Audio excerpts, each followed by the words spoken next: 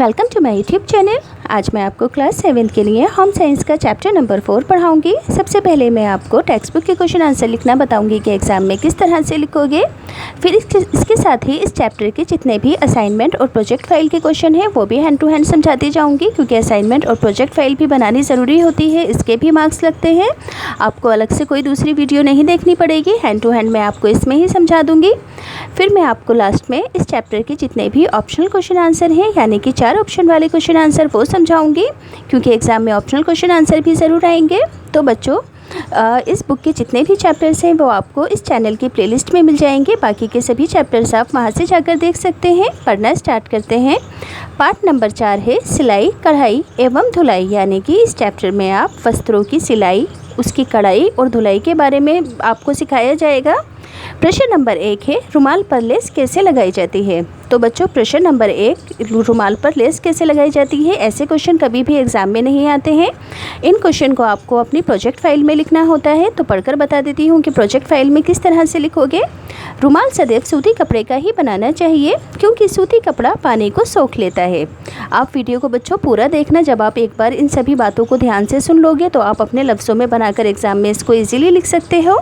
तो ध्यान से सुनेंगे और आसानी से धोया जा सकता है। रुमाल आवश्यकता अनुसार छोटे व बड़े बनाए जाते हैं। रुमाल को आकर्षक बनाने के लिए इसके चारों ओर लेस या एक कोने पर कढ़ाई की जाती है। लेस लगाने के लिए पहले कपड़ा लेकर चारों ओर से बराबर मोड़कर तुरपाई की जाती है।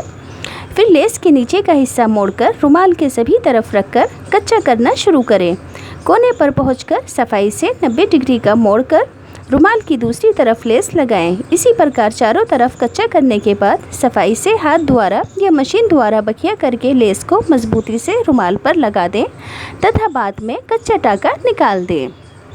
अब बच्चों, प्रश्न नंबर 2 है बच्चे का जांघिए का नमूना बनाएं। तो ये क्वेश्चन भी आपका एग्ज़ाम में नहीं आने वाला है, इसको आप असाइनमेंट और प्रोजेक्ट फाइल के अंदर लिख सकते हैं। तो पढ़कर बता देती हूँ। नीचे पहनने वाले वस्त्र साधारणतः बनियान व जांघिया होते हैं। इसके लिए इस प्रकार कपड़ा होना चाहिए जो मुलायम, पसीना सोखने वाला, आसानी से धुलने वाला तथा टिकाऊ हो। इसके लिए सूती कपड़ा सबसे उत्तम है, क्योंकि इसमें सभी ऊपर लिखित गुण विद्यमान हैं। सूती कपड़ा त्वचा के ऊपर पहनने के लिए बहुत अच्छा है। ये उष्णता को, यानी कि शरीर की गर्मी को आसानी से बाहर निकालकर शरीर को गर्मियों में ठंडा रखता है। ये मजबूत होता है तथा सस्ता भी होता है, अतः सभी लोग इसे खरीद सकते हैं। ये कपड़ा पसीने को अपने अंदर सूख लेता है। सूती कपड़ा बच्चों के वस्त्र शीघ्र मैले हो जाने के कारण बार बार धुलते हैं। इसके लिए भी सूती कपड़ा ही उपयुक्त है। बच्चों, ये क्वेश्चन सिर्फ आपको अपने असाइनमेंट या प्रोजेक्ट फाइल में लिखना है, मगर आप इसको ध्यान से सुन लेंगे तो इससे आपके 1 वर्ड वाले क्वेश्चन आंसर की तैयारी हो जाएगी। वैसे तो रेशमी कपड़ा भी मुलायम व टिकाऊ होता है, लेकिन ये महंगा होता है, पसीने को आसानी से भी सोख नहीं पाता और शरीर की गर्मी को, यानी कि उष्णता को बाहर नहीं निकलने देता। इसलिए इसका उपयोग नीचे पहनने वाले वस्त्रों के लिए नहीं करना चाहिए। ऊनी कपड़ा सर्दियों के लिए उत्तम है, क्योंकि ये शरीर की उष्णता को, यानी कि गर्मी को बाहर नहीं निकलने देता। इसका प्रयोग करते समय पहले सूती कपड़ा नीचे पहनना चाहिए, क्योंकि ऊनी कपड़ा खुरदरा होता है। अतः हम इस निष्कर्ष पर पहुंचते हैं कि नीचे पहनने वाले वस्त्रों के लिए सूती कपड़ा ही सबसे श्रेष्ठ है।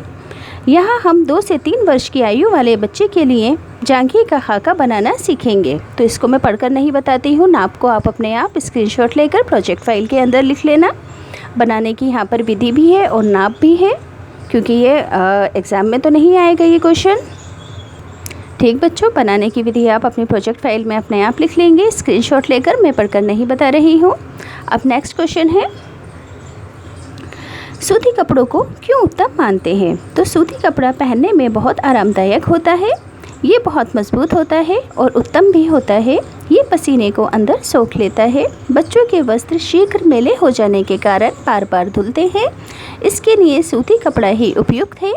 ये उष्णता, यानी कि शरीर की गर्मी को आसानी से बाहर निकालकर शरीर को गर्मियों में ठंडा रखता है। प्रश्न 8 जांघियों के लिए कौन सा कपड़ा उत्तम है। आंसर होगा जांघिए के लिए सबसे उत्तम सूती कपड़ा होता है,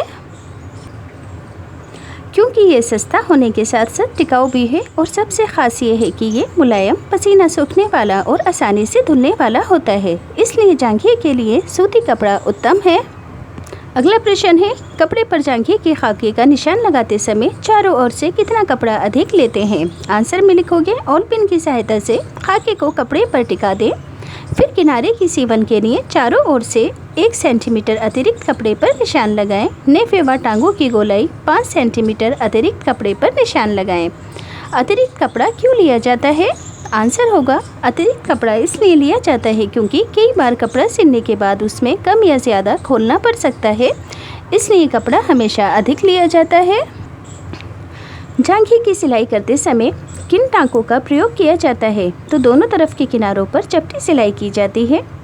टांगों की गोलाई पर 1.5 सेंटीमीटर चौड़ी तिरछी पट्टियाँ लगाएं और मोड़कर तुरपाई करें। नेफे पर भी 2.5 सेंटीमीटर तिरछी पट्टियाँ लगाएं और तुरपाई करें। रिक्त स्थान है, कागज़ को पहले चौड़ाई की ओर से फिर लंबाई की ओर से दोहरा मोड़ते हैं। कागज़ के दोहरे मोड़ को बाईं ओर तथा इकेरे मोड़ को नीचे रखते हैं। लंबाई को 3 हिस्सों में तथा चौड़ाई को 2 हिस्सों में बांटते हैं। कुशन के लिए किस प्रकार का कपड़ा होना चाहिए। तो कुशन का प्रयोग आजकल अधिकांश घरों में किया जाता है, इसलिए कुशन का कपड़ा मोटा तथा गहरे रंग का हो। कपड़ा कालीन वाला, सूती तथा रेशमी मिक्स भी हो सकता है। अब इस चैप्टर के ऑप्शनल क्वेश्चन आंसर हैं।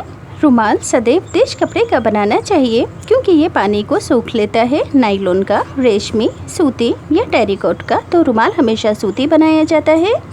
ऊनी कपड़ा सर्दियों के लिए उत्तम है क्योंकि ये शरीर की डैश को बाहर नहीं निकलने देता। उष्णता को, पसीने को, मेल को, उपरोक्त कोई नहीं। तो आंसर होगा उष्णता। कपड़े पर जांघे का खाका बनाते समय चारों ओर से कितना कपड़ा अधिक लेते हैं। 5 सेंटीमीटर, 3 सेंटीमीटर, 4 सेंटीमीटर या 6 सेंटीमीटर। तो आंसर होगा 5 सेंटीमीटर। प्रश्न 4, खाके के कागज़ को पहले चौड़ाई की ओर से फिर लंबाई की ओर से मोड़ते हैं। इखेरा, दोहरा, 3 बार या 4 बार। तो आंसर होगा दोहरा। कागज़ के दोहरे मोड़ को बाईं ओर तथा इकेरे मोड़ को डैश मोड़ते हैं। ऊपर, नीचे, तिरछा, उपरोक्त कोई नहीं। तो आंसर होगा नीचे।